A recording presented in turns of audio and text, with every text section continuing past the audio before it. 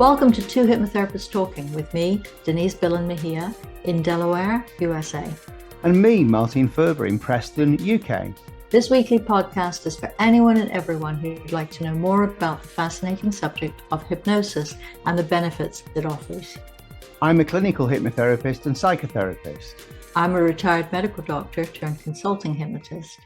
We are Two Hypnotherapists Talking. So let's get on with the episode. Denise, it's Monday again. Tis indeed. How are you? How was your weekend? Oh, my weekend's good, thanks. My weekend's been good, yeah. Long weekend. Yeah. Mine too. Hideously hot. 88, which doesn't sound so bad when you compare it to some of the temperatures we've had, but the humidity was phenomenal. Oh. So it was, I didn't do a lot. I went to a wonderful antique fair and went around once. Usually I would be there wandering for ages. I go, no, can't do it. Going home. Oh dear. I'm not going to push it. It was 21 degrees away. What's that in old money? About 70 Fahrenheit. Yeah, so just nice, just pleasant. Especially for me in the north of England. You know, we're not used to the same temperatures. Do you find the sun improves your mood? Oh, definitely. Definitely. Yeah. The seasons affect me. I suffer with SAD, no doubt about it. If the sky's blue and you look up and you see a blue sky, you immediately feel better. I always do. And a grey sky can really bring me down. I don't necessarily feel down when it's grayer. I find it harder to get up in the morning. It's now the daylight was getting light at 3 o'clock in the morning over here at some point, but now it's closer to 6. When it's dark after 6, I find it harder to get going in the morning. But if I look out my window and there's blue sky, I can get so much more done that day. Yeah, I'm the same. I don't really think of myself as being depressed when it's not, but being really happy when it is sunny. Yeah, if I wake up in the morning and the sky's blue, immediately I feel good. I mean, I have a routine in the morning. I wake up, make my first cup of coffee, give the cat her water because she likes drinking water out of a running tap. That's my morning routine. And if I look out the kitchen window as I'm doing that and the sky's blue, I just immediately feel great. And it's like, what am I going to do today? Yeah. And that sounds like a very weird segue, but but actually I think we said we were going to talk about routines and rituals and the importance of those. Or am I misremembering? I can't remember, but it sounds like a good subject to talk about today. What would you be? When you see a new client, do you talk to them about what their rituals are, what their routines are, depending, of course, on why you're seeing them? Yeah, I do tend to talk a lot about repetition, how the brain likes repetition because it makes it feel safe. Yeah, we may explore routines. As I say, it depends what the client is coming to see me for. But I do go a long way to explain about repetition and how it works.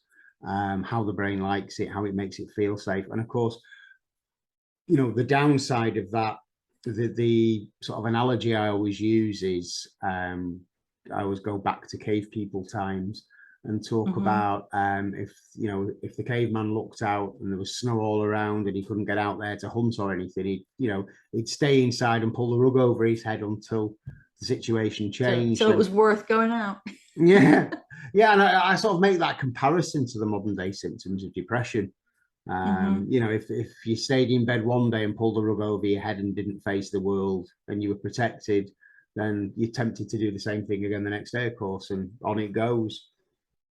In terms of, let's line it up. We've got too deep there, too early. What talk about some healthy rituals. What I was thinking more like one of your niches, which is weight loss. Why do people, we all have the same access to information. Yeah, some of us rather deeper than others because we've studied physiology, but people know calories count. Yeah, absolutely. People know they need to move. They need to know don't eat too much. But it's those routines and rituals, those comforting aspects that tend to lead to overweight. Yeah, I mean, well, let's think about it. Food is a sociable thing. What do we do when we welcome strangers into our house? Offer them food, offer them a drink. And a minimum, a cup of tea. Yeah. It usually comes with a biscuit. In I'm just going to say biscuits, yeah. But think of any occasion, any celebration, any family milestone. It's always centered around food. We have the wedding breakfast, you know, Christmas dinner. You know, if you're Jewish, if Friday evening dinner's a big thing, isn't it? Is it Shabbos dinner? Seder, yeah. You know, and it's the same from what I can gather in all faiths. Baha'i faith, 19-day feast. Right. Food's a big thing. It doesn't have to be a feast, but yes, it is central to building community. Yeah. It's right. But obviously you can do that and you can eat and you don't have to be overweight or uncomfortable about your weight. I don't want to, you know, I don't want to, I really could lose quite a few pounds, but I'm comfortable at this weight. Yeah. I would like to be thinner. It isn't affecting my health at the present time, and I'm not going to be unhappy about it. But if somebody really is, they probably have a lot of other reasons that they've gotten to that weight. Oh, absolutely. And I tend to think of people, you know, oh, I've got a big exam coming up. I used to have a ritual when I have big exams, and I had some big exams in my previous. So it was, I ate a pint of not Ben and Jerry's. I think it might have been Baskin Robbins back in the day, but it was a pint of lemon sherbet. Sounds nice. The night before. Well, that cannot have been good for me, but it was part of my ritual. Now, so long as I stuck to just the night before exams, yes, there would be a period when I would have a lot of exams in a row, but most of my life was studying, not being examined. So it weren't too many bouts of lemon sherbet. But we have those little things. You know, you come in, you've had a bad interaction with your boss. You come in, you get some people would reach for alcohol. Yeah. Some people would reach for a bag of chips. Yeah. Not intend I'm going to have this bag of chips because my boss was mean to me, but just because it's something that for some reason it feels. We take comfort from it. We take comfort from it. Exactly. Yeah, we take comfort from it. Maybe it stems from when we're a kid and we trip up and cut our knee, and our mummy will give us a bag of sweets to take our mind off it. Distraction from the pain. That's distract from pain, or your reward for good behavior. Yeah. I mean, without trying to be too sort of Freudian on these things, looking for deep meanings in the past and what have you. But we tend to, as a society, we tend to use food as a reward. We use it as a comforter, as you say. But with weight loss, I always find there's two types of people that I tend to see, and they are either the yo-yo dieter, someone who's either been continually gaining or losing weight, or just somebody else who, like you were describing a few minutes ago, feels uncomfortable. Maybe the pounds have just crept on them over the years. They've just become a little less active, and they're eating a little bit more than they're burning off. And it's crept on, maybe £1 a month or something. And before they know it, in 2 years, they've put best part of a couple of stone on. So you've got usually two very, very different sort of types of being overweight there, and two different methodologies of dealing with it. I always say to people straight away, if you consume more calories than you burn off, you will gain weight. If you eat more calories than you need, you will gain weight. And then I add to that statement, but you already know that, so why aren't you doing it? Yeah, exactly. And then they look at me, and then I say, well, obviously there's other reasons for it. Let me explain. I explain to them, it's down to the subconscious. It's that default position that you go to. So what you're using your hypnosis for is to put different routines into people's lives. Yeah, that's you it. Can do a lot of it by yourself. You don't need to go to a hypnotist. No. If you are able to make yourself a list of things and stick to it. The problem, of course, is that when you do it that way, you reach your goal, and then you said, there's the yo-yo dieter. You reach your goal and you think, okay, no, I don't have to do that anymore. Well, no, it needs to be it needs to take on a ritual aspect to it. So it's something that you will always do. It does. And the ritual aspect of it for me is to explain to people, if you're overweight, I get them to think about the future, how they'll be when they are at the weight they wish to be. And that's what it's about. It's the weight they wish to be, not the weight I think is good for them or a magazine thinks is good for them. Whatever weight they wish to be, how will life be then? What will the rituals be? How will things be? What will their diet be like? What will they eat then? What would they do if I waved a wand and all the weight they wanted to lose had disappeared and it was gone in the morning? How would your life be then? What would you do? And I get them to describe it to me in detail. And then I just explain to them, well, you can actually start doing that right now.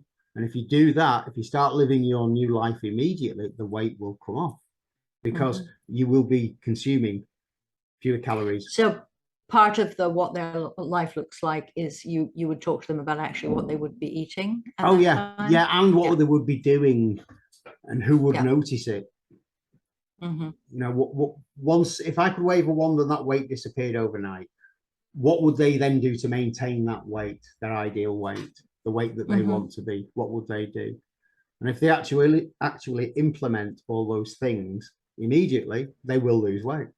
And they're not going on a diet, they're just living the new life. Well, yeah, they are, because the word diet doesn't really mean slimming diet. It used to be attached to other words, and we've just it's become a pejorative almost, instead of actually that which you habitually eat.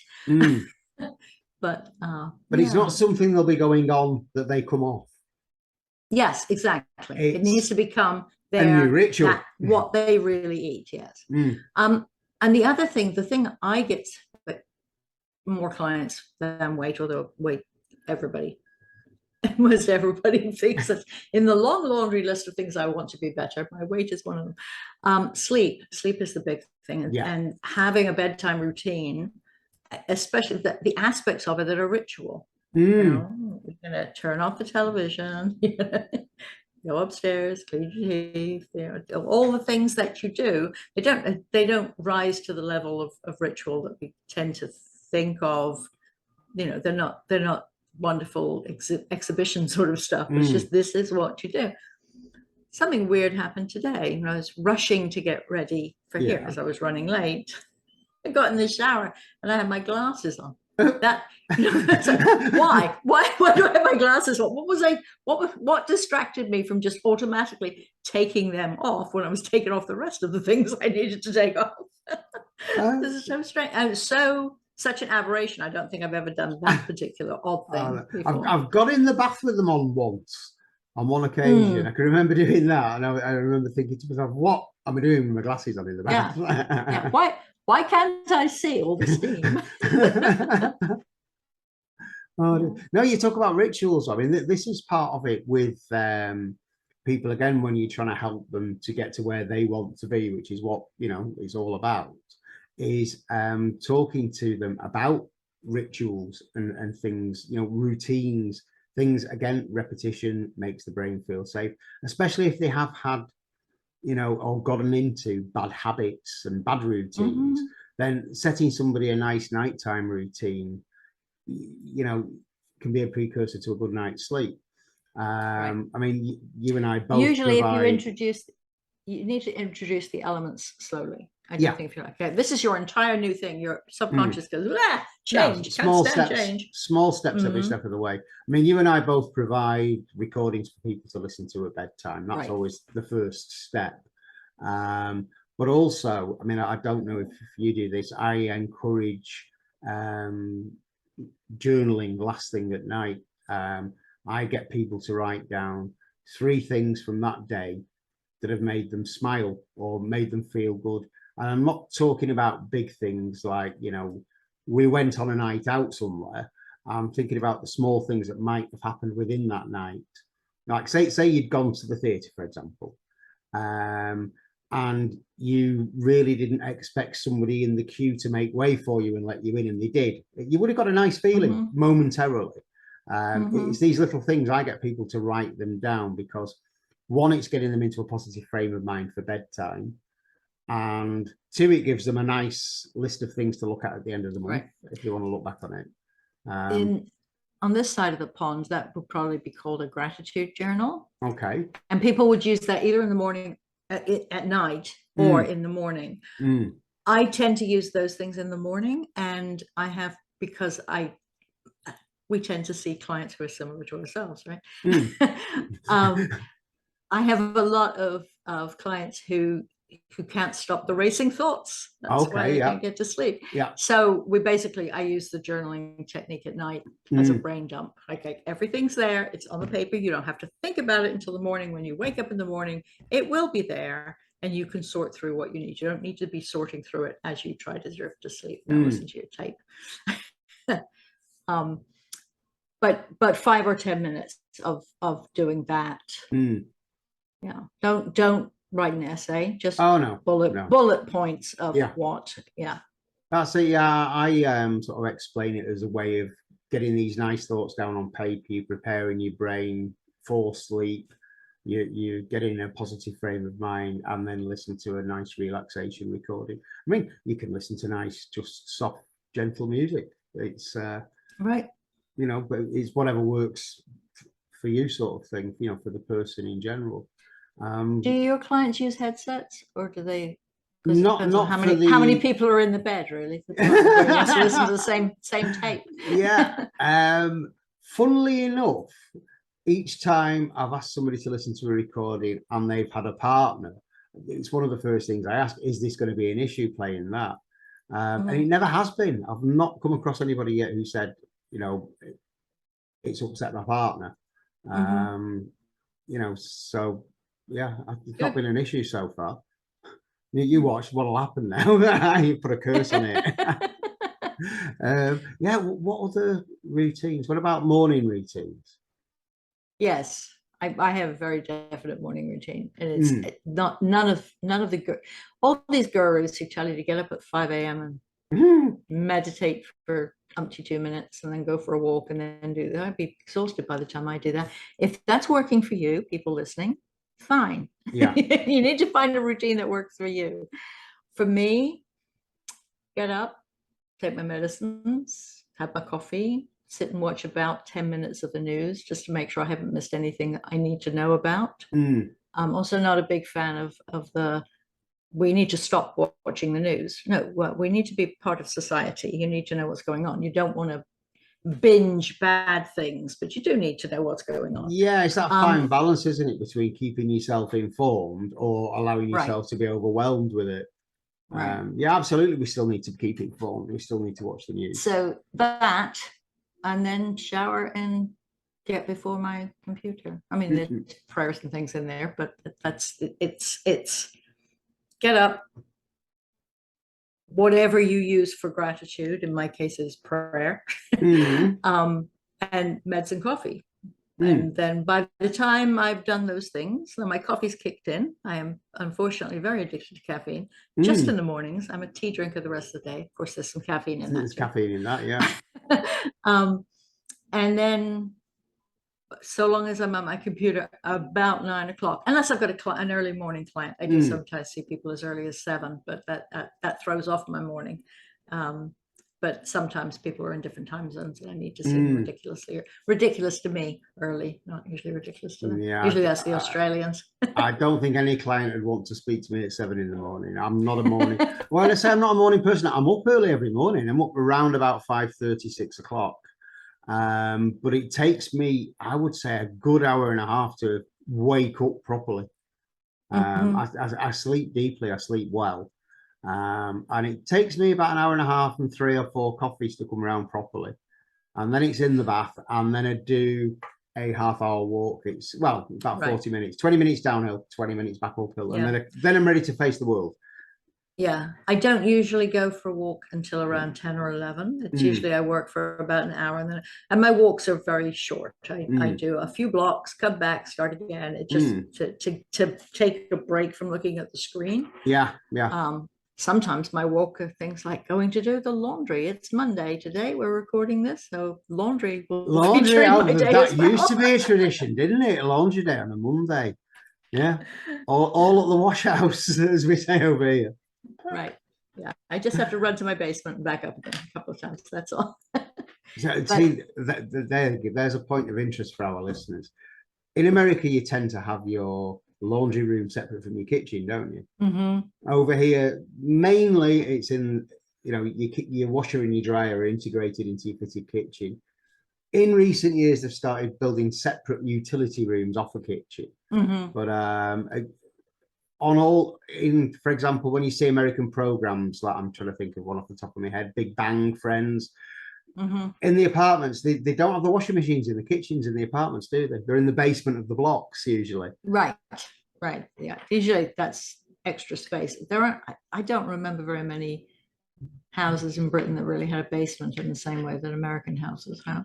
No, and not all houses here do. It does depend on what your water level is and a bunch of stuff. Yeah, the older houses tended to have cellars because that's where you kept your coal. Going back wine to too, yeah. Wine, yeah. or really, Victorian, that was where you kept your cooks. Yeah. People doing the work of the house were down there. Yeah, we are digressing from hypnosis, but yeah. So those are the rituals. That is, it will niggle at me if I don't get that done. Yeah.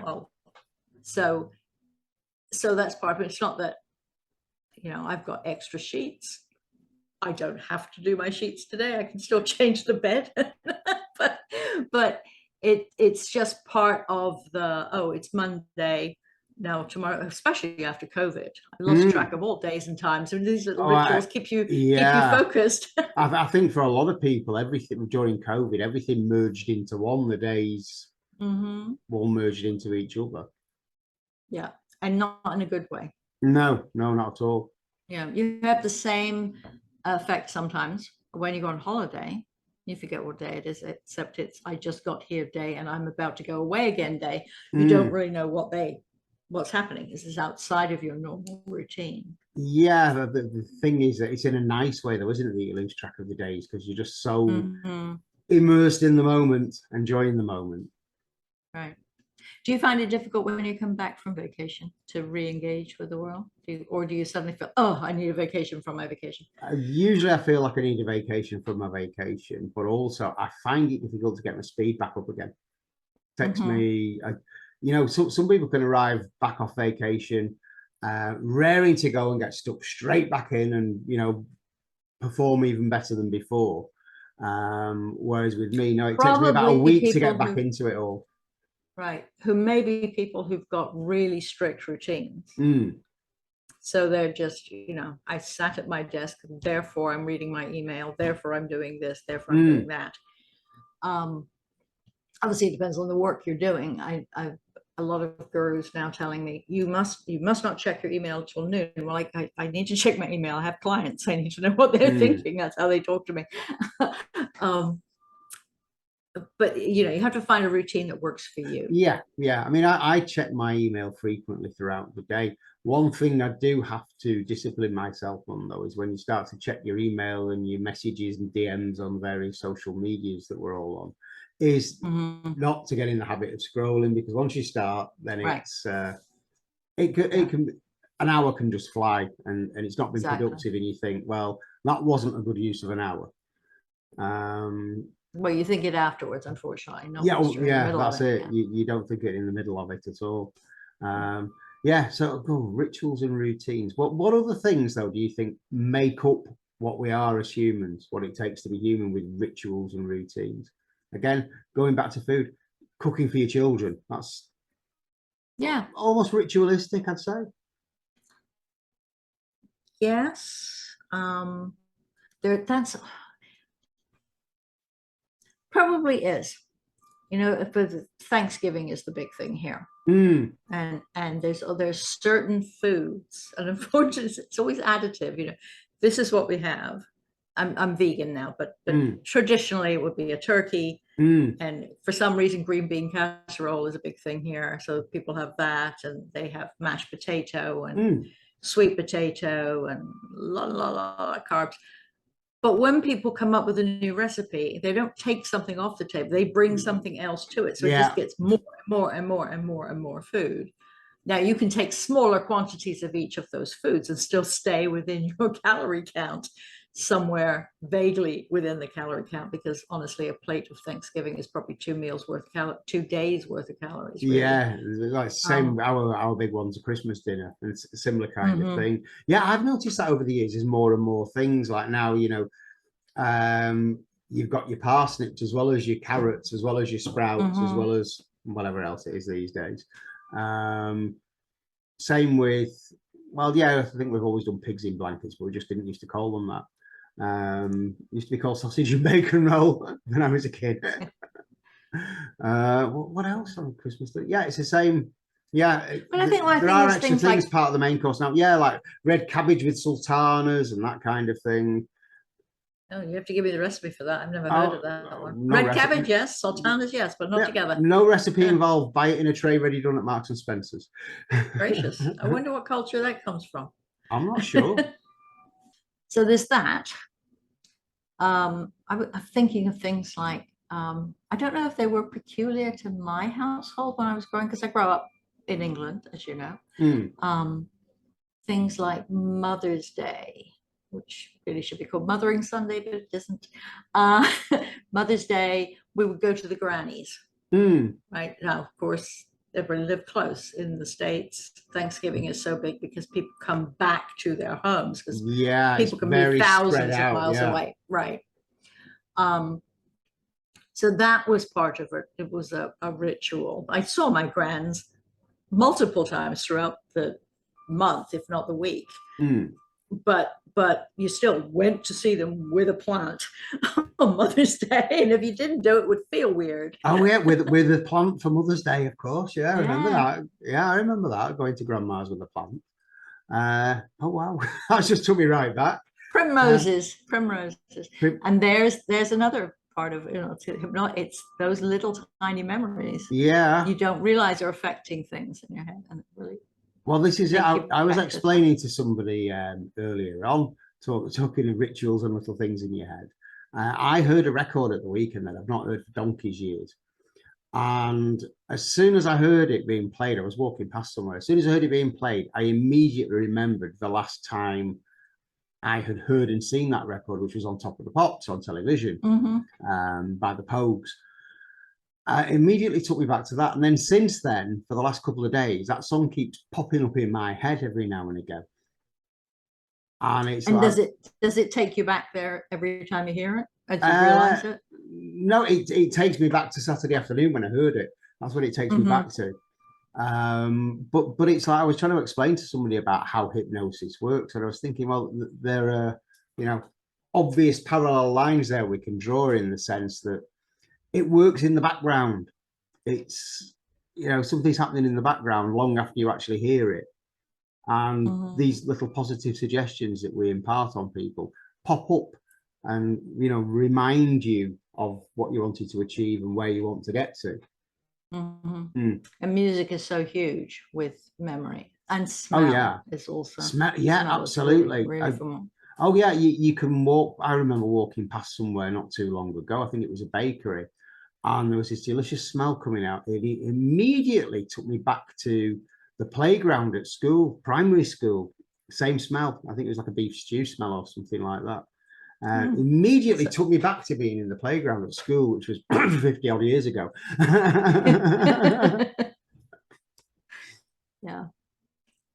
Yes. Actually, I do use not really aromatherapy, but I recommend, if somebody were seeing me physically in my office, which is rare, but I do occasionally see people, I do use sometimes lavender, or a smell that they associate with something comfortable. So we use that. So I encourage people to, if they know of something that they find helpful, to incorporate that in their bedtime routine. Yeah. What about lavender? We know that lavender definitely helps. Lavender helps sleep, doesn't it? Hops also helps.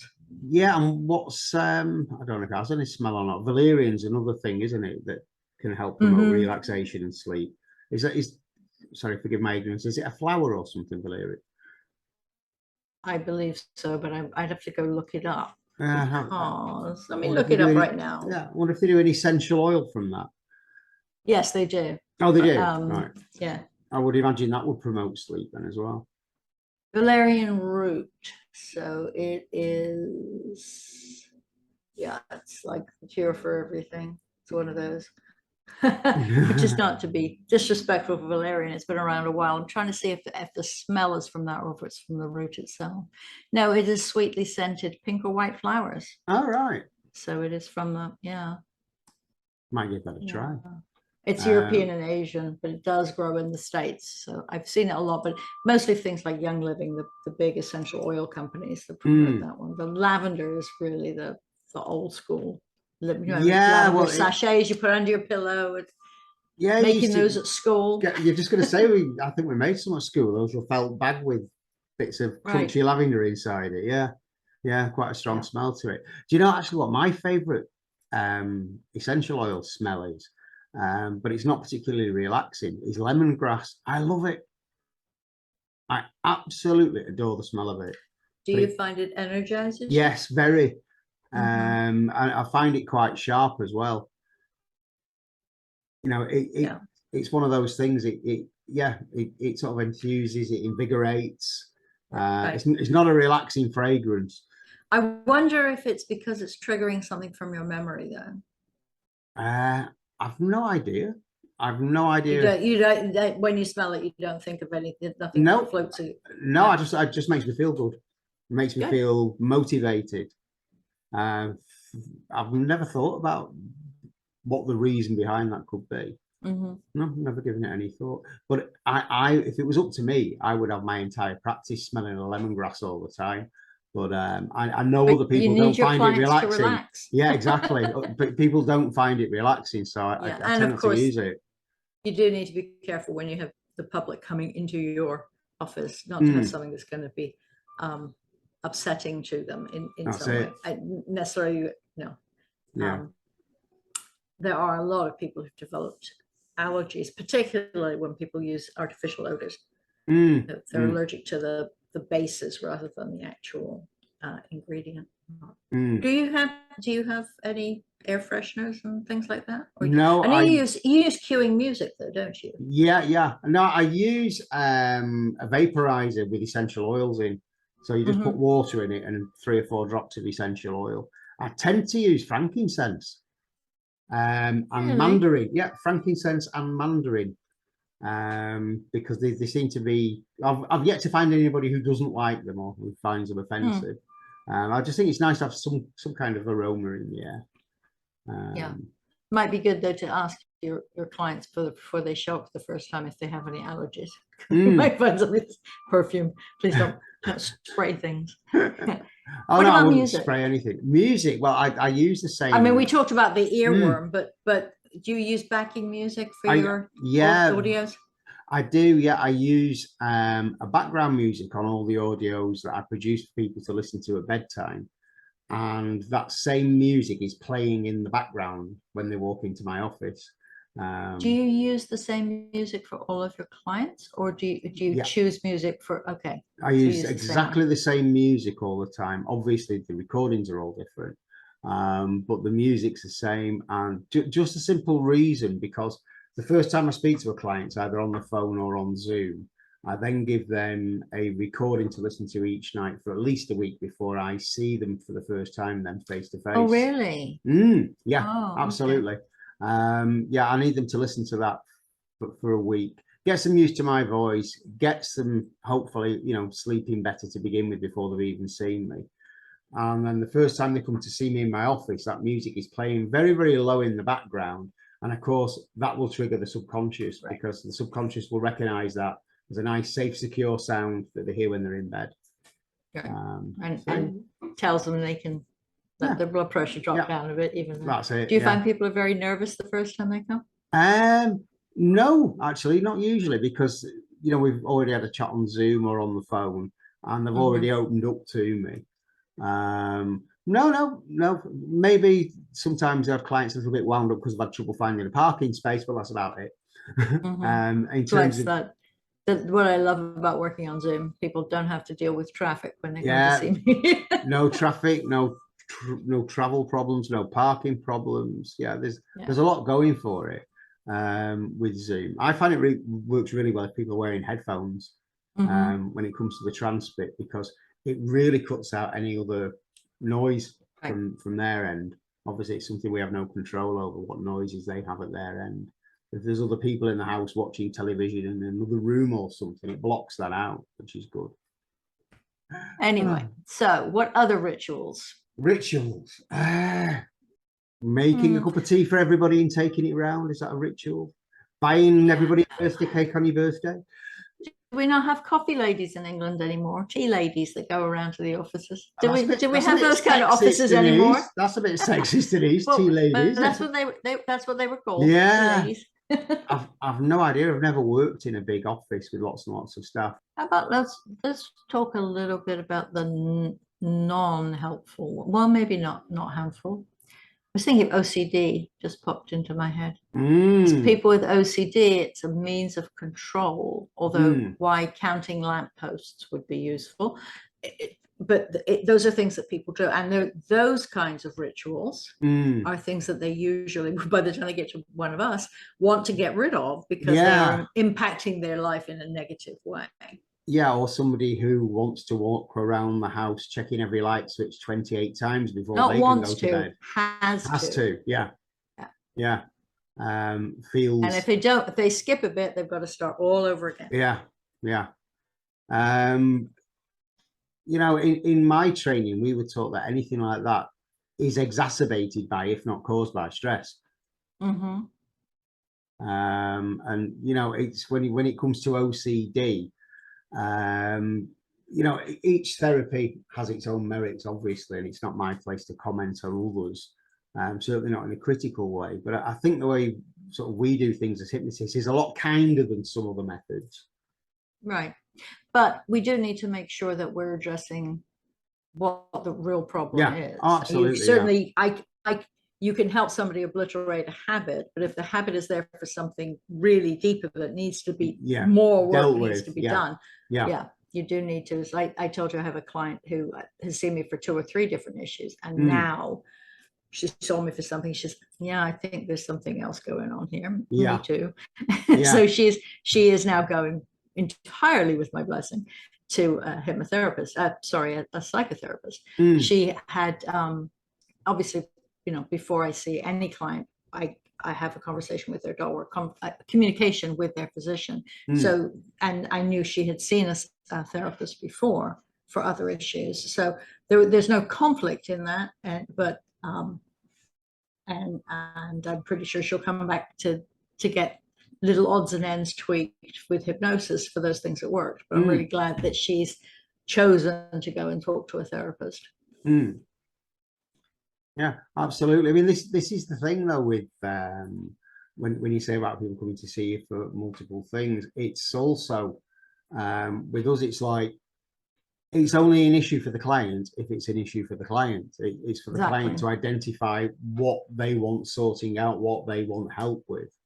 And this is it. Do you think some of it though is as a client gets more familiar with you and becomes to trust you more, that it's not that they're finding other things to tell you about, it's that they feel they're more willing to share them with you. They want to open up. I think that's a lovely note for us to finish on this week, for our listeners. Thank you. and we will be talking to them again next week. We'll probably be us and somebody else, possibly, because we do have a few people who are going to be coming in talking about their particular interest in hypnotherapy. We do have a few lined up, so you'll have to join us next week to find out if it's just Denise and I, or if we've got somebody else with us. Thanks for joining us. Thank you. Bye-bye. Bye.